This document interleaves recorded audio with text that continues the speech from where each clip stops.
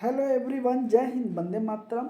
मैं आपका स्वागत करता हूं आपके अपने यूट्यूब चैनल कृष्णा स्टडी मस्ती पे। आज हम लोग डिस्कशन करने वाले हैं जो भी क्वेश्चन आपसे पूछे गए हैं बीपीएससी के आयोग द्वारा, उसमें हम लोग साइंस का सेशन आपके सामने लेके मैं चल रहा हूं। बीपीएससी द्वारा जितने प्रीवियस ईयर क्वेश्चन पूछे गए थे वो सारे के सारे क्वेश्चन यहाँ पे आपको देखने को मिल जाएंगे। तो चलिए, इसमें हम लोग आज डिस्कशन करने वाले हैं ध्वनि तरंग गति के बारे में। ओके, तो आज हम लोगों का क्वेश्चन नंबर 10 हो जाएगा। 9 क्वेश्चन हम लोगों ने पिछली वीडियो में डिस्कशन कर लिया है।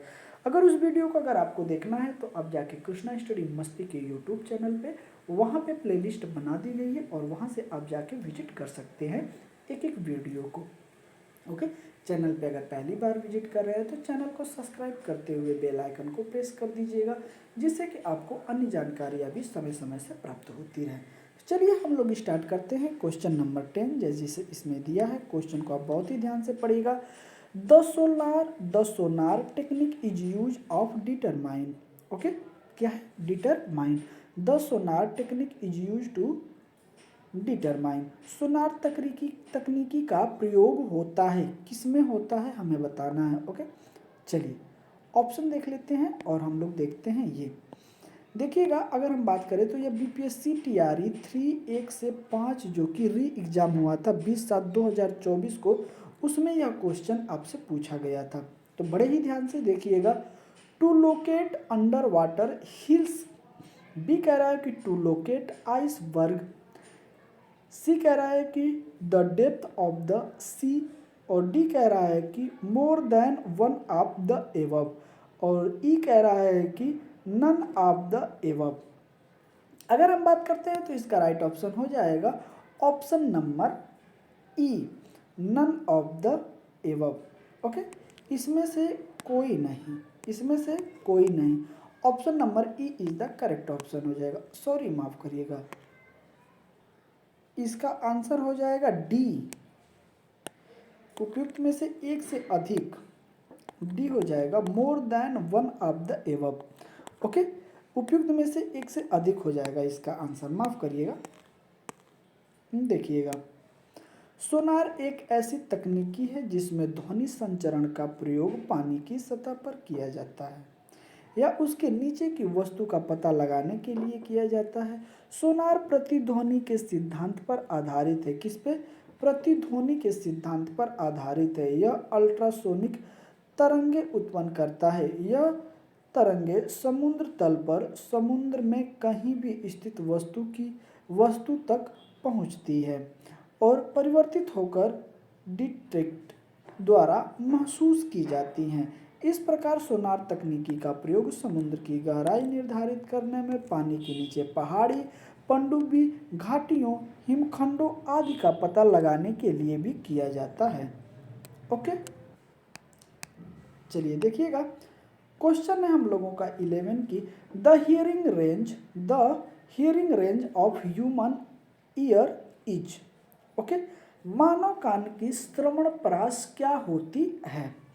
ऑप्शन नंबर ए कह रहा है कि 20 हेरिटेज टू 20,000 हेरिटेज, सी कह रहा है कि लेस देन 20 हेरिटेज, सी कह रहा है कि मोर देन 20,000 हेरिटेज, डी कह रहा है कि more than one of the एवब, और ई कह रहा है कि नन ऑफ द एवब। अगर हम बात करें तो बीपीएससी टीआरई 2 के 14/12/2023 के पेपर 1 में यह क्वेश्चन पूछा गया था। तो इसका राइट ऑप्शन क्या हो जाएगा? इसका राइट ऑप्शन ए हो जाएगा, 20 हेरिटेज से 20,000 heritage. Okay, option number A is the correct option. देखिएगा, ये सारे के सारे क्वेश्चन आपको कहीं ना कहीं एग्जाम में देखने को मिल जाएंगे, जो कि यह क्वेश्चन बीपीएससी टीआरई 2 14/12/2023 में पेपर 1 में यह क्वेश्चन आपसे पूछा गया था। देखिएगा क्या है। ध्वनि एक प्रकार की तरंग है जो जिसे अनुदैर्ध्य तरंग है, जो एक वस्तु में कंपन होने से उत्पन्न होती है। जिस ध्वनि तरंग की आवृत्ति 20 हेर्ट्ज से कम होती है उनको हम लोग कहते हैं अवश्रव्य ध्वनि तरंगे। मानव का कान इसे नहीं सुन सकता, जो 20 से नीचे रहती हैं। जिस ध्वनि तरंग की आवृत्ति 20 से 20,000 हेरिटेज के बीच होती है उसका ध्वनि श्रव्य तरंग कहा जाता है। उसको क्या कहते हैं? श्रव्य ध्वनि तरंग कहा जाता है।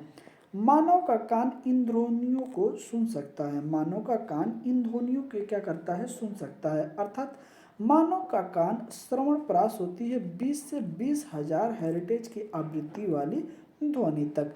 20 हेरिटेज से जो ऊपर की ध्वनि होती हैं उनको भी कहा जाता है पराश्रव्य ध्वनि। क्या? पराश्रव्य ध्वनि कहा जाता है। इनको भी मानव अपने कान से नहीं सुन सकता है। ओके, आगे देखिएगा। अगला है हम लोगों का क्वेश्चन को आप बहुत ही ध्यान से सुनिएगा कि which of the following is not electric magnet. Okay, electromagnet. तो इसमें दिया है कि निम्नलिखित में से कौन सी विद्युत चुंबकीय तरंग चुंबकीय नहीं है। ओके, ऑप्शन नंबर ए कह रहा है कि गामा रे, बी कह रहा है कि अल्फा रे, सी कह रहा है एक्स रे और डी कह रहा है कि more than one of the above और ई कह रहा है कि one of the above, none of the above. अगर हम बात करते हैं तो इसका राइट ऑप्शन हो जाएगा option number B is the correct option, alpha किरण, alpha ray. Okay, option number B is the correct option हो जाएगा। देखिएगा, अगर हम बात करें तो ये भी आप देख लीजिएगा यहाँ पे ध्यान से कि बीपीएससी टीआरई 2 10/12/2023 को पेपर 3 में यह क्वेश्चन पूछा गया था। ऐसी तरंगे जिनके संचरण के लिए माध्यम की आवश्यकता नहीं होती है विद्युत तरंग कहलाती हैं, चुंबकीय तरंग कहलाती है, माफ करिएगा, चुंबकीय तरंग कहलाती हैं। इन तरंगों की कल्पना सर्वप्रथम मैक्सवेल ने की थी। ये तरंगें विद्युत और चुंबकीय क्षेत्र के मध्य कंपन से उत्पन्न होती हैं। विद्युत चुंबकीय तरंग में रेडियो तरंग, सूक्ष्म तरंग, अवरक्त तरंग, रेडियो तरंग, परावैंगनी किरणें और गामा किरणें शामिल हैं। लेकिन अल्फा जो होता है, अल्फा किरण, अल्फा किरण विद्युत चुंबकीय तरंग नहीं होती हैं, अल्फा कण से मिलकर बनी होती हैं। यह किससे बनी होती है? अल्फा कण से। आगे देखिएगा, अगला है हम लोगों का कि प्रकाश तरंग किस प्रकार की तरंगे होती हैं। ऑप्शन नंबर ए कह रहा है कि अनुप्रस्थ तरंग, अनुदैर्घ्य तरंग, विद्युत चुंबकीय तरंग, उपयुक्त में से एक से अधिक, और दिया है कि उपयुक्त में से कोई नहीं।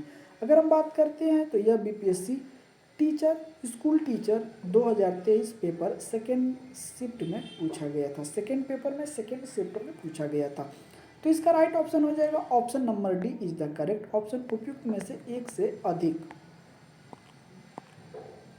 आगे देखिएगा, प्रकाश ऊर्जा का एक स्वरूप है। प्रकाश क्या है? तो ऊर्जा का एक स्वरूप है जो विद्युत चुंबकीय तरंगों के रूप में प्रसारित होता है। विद्युत चुंबकीय तरंग अनुप्रस्थ होती हैं, इसीलिए प्रकाश अनुप्रस्थ तरंग है। अनुप्रस्थ तरंग है। अनुप्रस्थ तरंग वे तरंग होती हैं जिनके माध्यम से कण तरंग के प्रसार की दिशा के लंबवत कंपन करते हैं। ओके, आगे देखिएगा,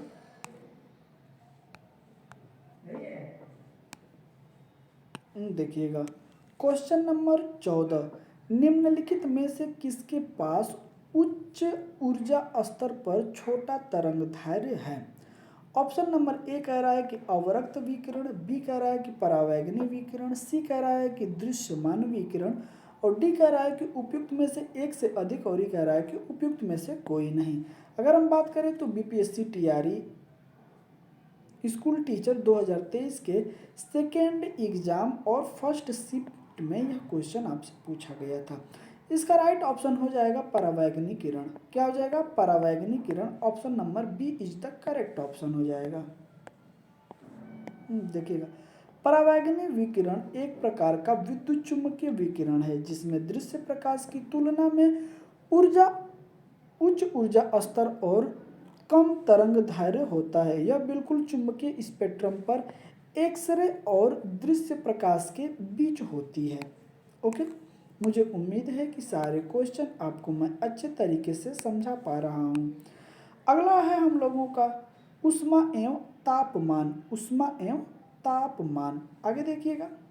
क्वेश्चन क्या कह रहा है कि पोर्नलीन गम में गर्म चाय पीना सुविधाजनक है स्टील के गिलास की तुलना में, क्योंकि ऑप्शन नंबर ए कह रहा है कि पोर्नलीन गर्म में हैंडल होता है, बी कह रहा है कि पोर्नलीन जो पोर्सलीन उष्मा का कुचालक होता है, सी कह रहा है कि स्टील के गिलास में चाय तेजी से ठंडी हो जाएगी, डी कह रहा है कि उपयुक्त में से एक से अधिक, और ई कह रहा है कि उपयुक्त में से कोई नहीं।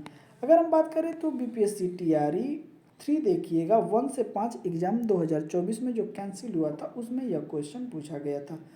इसका राइट ऑप्शन हो जाएगा option number B is the correct option. Porcelain उष्मा का क्या है तो कुचालक है, उष्मा का क्या है कुचालक है। ओके, आगे चलते हैं। देखिए पोर्सलीन गम में गर्म चाय पीना सुविधाजनक है स्टील के गिलास की तुलना में, क्योंकि पोर्सलीन चीनी मिट्टी, किसका चीनी मिट्टी उष्मा का कुचालक होता है। जो पदार्थ उष्मा को अपने अंदर से गुजरने देता है वे उष्मा के सुचालक कहलाते हैं। जैसे स्टील की गिलास यह क्या करती है तो उष्मा को अपने अंदर से गुजरने देती है, लेकिन वही पोर्सलीन जो होता है यह उष्मा को क्या होता है अपने अंदर से गुजरने नहीं देती है। फिर तांबा हो गया, चांदी हो गया इत्यादि, ये सारे जो हैं गिलास, स्टील की गिलास हो गई, तांबा चांदी, ये सारे अपने अंदर से उष्मा को क्या करने देते हैं जाने देते हैं। जो पदार्थ अपने अंदर से उष्मा को गुजरने नहीं देते उससे उष्मा का कुचालक कहा जाता है। जैसे पोर्नलीन प्लास्टिक, लकड़ी व रबड़ इत्यादि को देखने को मिलता है। आगे देखिएगा, अगला है हम लोगों का, बड़े ही ध्यान से देखिएगा कि Lenz law of divert from the law of conservation of. Okay, बोला है कि लेंज के नियम की व्युत्पत्ति के लिए निम्न में से किसके संरक्षण का उपयोग होता है। ऑप्शन नंबर ए कह रहा है कि मोमेंटम, बी कह रहा है कि मैग्नीज्म, और सी कह रहा है कि चार्ज, और डी कह रहा है कि more than one of the above, और ई कह रहा है कि नन ऑफ द एबव। अगर हम बात करते हैं तो इसका राइट ऑप्शन हो जाएगा option number E is the correct option. क्या हो जाएगा ई इज द करेक्ट ऑप्शन, उपयुक्त में से कोई नहीं। देखिएगा यह क्वेश्चन भी अगर आप देखेंगे तो यह क्वेश्चन भी आपको यहाँ नज़र आ जाएगा। बीपीएससी टीआरई 3 एग्ज़ाम जो 21/7/2021 को हुआ था उसमें देखिएगा लेंज का नियम ऊर्जा संरक्षण पर आधारित है।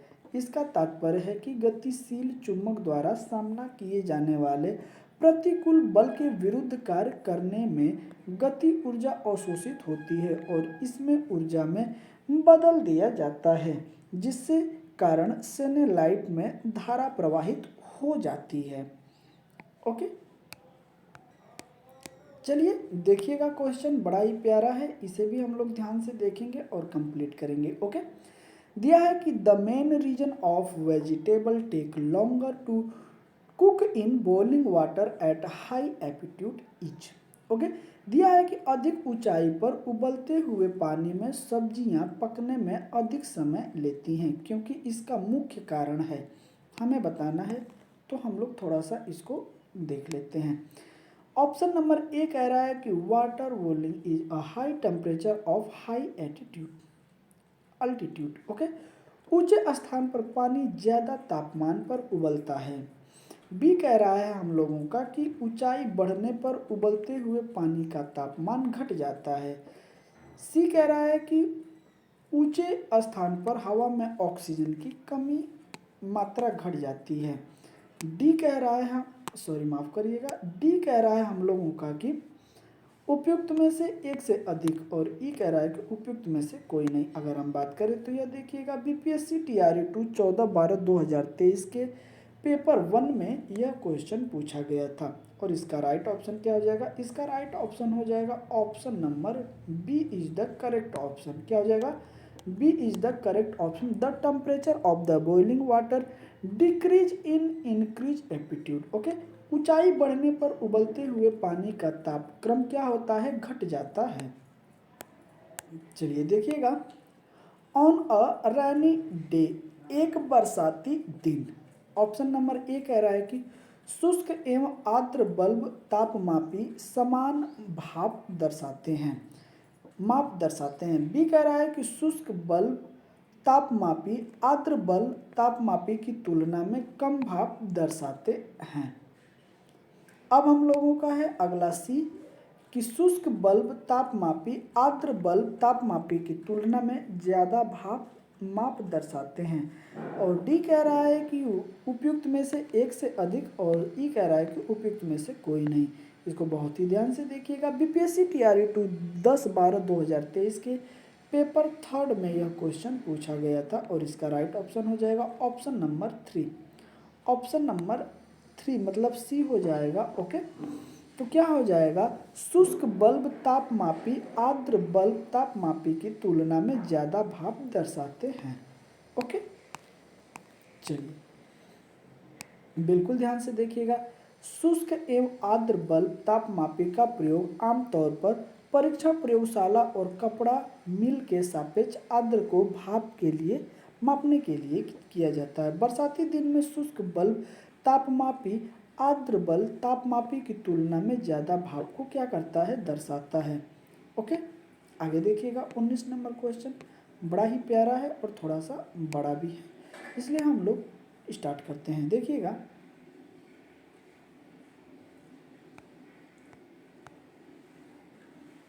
देखिएगा क्या कह रहा है, क्वेश्चन को बहुत ही ध्यान से देखिएगा। एक कृष्णिका एक उच्च तापक्रम टी के पर ई वाट प्रति वर्ग मीटर की दर से ऊर्जा का विवरण करती है।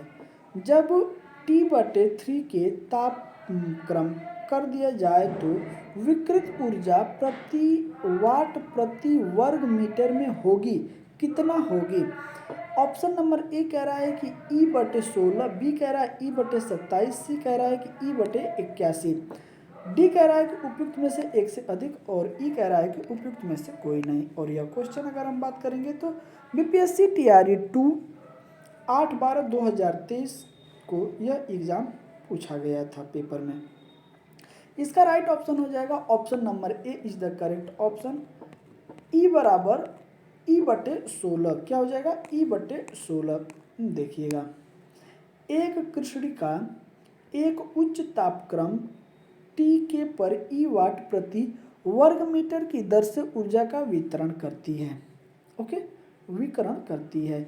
जब T3 के ताप पर दिया जाता है तो विकिरण ऊर्जा प्रति वाट प्रति वर्ग मीटर में होगी, जिसे ई क्या कहते हैं, E/16 कहते हैं। ओके, आगे देखिएगा,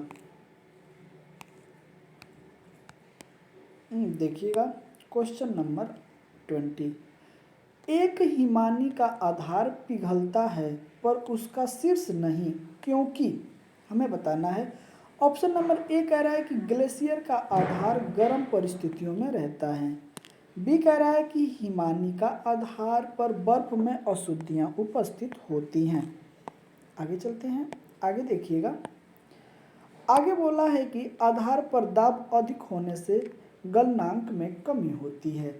और डी कह रहा है कि उपयुक्त में से एक से अधिक, और बी कह रहा है कि उपयुक्त में से कोई नहीं। अगर हम बात करें तो यह बीपीएससी टीआरई 2 18/12/2023 को सेकेंड पेपर में यह क्वेश्चन पूछा गया था और इसका राइट ऑप्शन हो जाएगा ऑप्शन नंबर सी। आधार पर दाब अधिक होने से क्या होता है, गलनांक में कमी होती है। Option number C is the correct option. चलिए देखिएगा, एक हिमानी का आधार पिघलता है पर उसका शीर्ष नहीं, क्योंकि आधार पर दाब अधिक होने से गलनांक में क्या होती है, कमी होती है। हिमानी क्षय की उत्पत्ति ऐसे स्थान पर होते हैं जहां हिमपात की मात्रा हिम के क्षय से अधिक होती है और प्रतिवर्ष कुछ मात्रा में हिम अधिशेष के रूप में बच जाता है। वर्ष दर वर्ष हिम के एक तृण से निचली परत के ऊपर क्या होता है, दबाव बढ़ जाता है और वे सघन हिम के रूप में परिवर्तित हो जाता है। यही सघन हिमानी अपने भार या दाब के कारण ढालों पर प्रभावित होता है, जिसे हिमनद कहते हैं। ओके, चलिए देखिएगा, क्वेश्चन नंबर 21 बड़ा प्यारा क्वेश्चन है और इसी के साथ मैं यहाँ सेशन को विराम दूंगा, क्योंकि अगला टॉपिक हम लोगों का प्रकाश का रहेगा और ये मैं अगले सेशन में आपको कराऊंगा। ओके, तो फ़ारेनहाइट पर परम शून्य का मान कितना होता है? परम शून्य का मान कितना होता है? ऑप्शन नंबर ए कह रहा है कि 0 फ़ारेनहाइट, बी कह रहा है कि -22 फ़ारेनहाइट और सी कह रहा है कि 459.4 फ़ारेनहाइट और डी कह रहा है कि उपयुक्त में से एक से अधिक और ई कह रहा है कि उपयुक्त में से कोई नहीं। अगर हम बात करें तो यह BPSC school teacher 2023 second paper और सेकेंड शिफ्ट में क्वेश्चन पूछा गया था और इसका राइट ऑप्शन हो जाएगा option number C is the correct option. क्या हो जाएगा? Option number C is the correct option.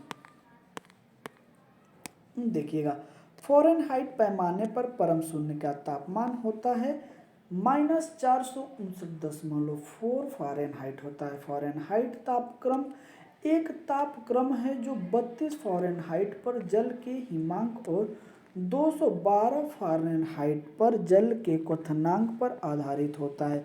इन दोनों तापमान के बीच के क्षेत्र को 180 बराबर भागों में बांटा जाता है, अर्थात एक भाग बराबर 1 डिग्री बराबर 1 डिग्री फ़ारेनहाइट के बराबर होता है। तो सेशन आपको कैसा लगा जरूर आप कमेंट करके बताएं और अगले सेशन में हम चर्चा करेंगे प्रकाश। किसका? प्रकाश, जो कि लाइट। तो लाइट की चर्चा हम लोग करेंगे अगले सेशन में, जो कि होगा प्रकाश के बारे में। ओके, सेशन अभी तक आपको कैसा लगा जरूर आप हमें कमेंट करके बताएं। और एक विशेष सूचना, अगर आप रीट की तैयारी करते हैं, अगर आप TRE 4 की तैयारी करते हैं, अगर आप RRB NTPC की तैयारी करते हैं, अगर आप ग्रुप डी की तैयारी करते हैं, RRB ग्रुप डी, तो ये विभिन्न परीक्षाओं के लिए कृष्णा स्टडी मस्ती के यूट्यूब चैनल पे सारे क्लास आपको सेशन वाइज चैप्टर वाइज चलाए जा रहे हैं। आप वहाँ से जाके विजिट कर सकते हैं। अगर सेशन आपको प्यारा लगे, अच्छा लगे, तो सेशन को लाइक शेयर कर दीजिएगा। ओके, और चैनल को सब्सक्राइब करते हुए बेल आइकन को प्रेस कर दीजिएगा, जिससे कि आपको समय समय पर अन्य जानकारियाँ भी प्राप्त होती रहें। तो चलिए मैं अपने सेशन को यहीं विराम देता हूँ और मिलता हूँ आपसे अगले सेशन में। तब तक के लिए जय हिंद, वंदे मातरम। अपना ख्याल रखिएगा।